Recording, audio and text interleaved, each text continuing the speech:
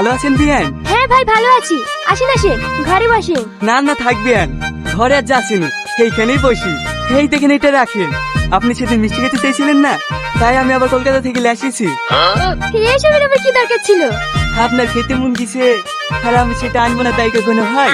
আপনার যা খেতে ইচ্ছা করবে, যা মন যাবে সব আমাকে বলবেন। আমি হচ্ছে আপনার বিয়ান, কোনো কিছু লজ্জা করবেন না। সত্যি আপনার বিয়ে মারা যাওয়ার পরে আমাকে কখনো এত মনে হয় না। আপনারা দুই বিয়ে মিলে আমার যেভাবে দেখভাল করেন, এটা দেখে আমার খুব ভালো লাগে। ওই শালা নাম আমার সামনে করবেন না তো। বাবা, ওর কথা তো আপনার সামনে বলাই যাবে না। আচ্ছা ঠিক আছে, যা দরকার হবে আপনাকেই বলবো।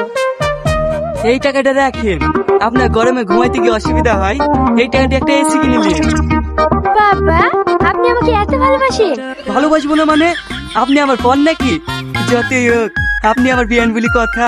আচ্ছা ঠিক আছে বিয়ান, আমার আবার একটা কাজ আছে, আবার পরে আসবো। একটু দাঁড়ান, আপনি কলকাতা থেকে মিষ্টি নিয়ে এসেছেন, সেই মিষ্টি আমি খাবো আর আপনি খাবেন না তাই কখনো হয়? নেন, একটা মিষ্টি খান।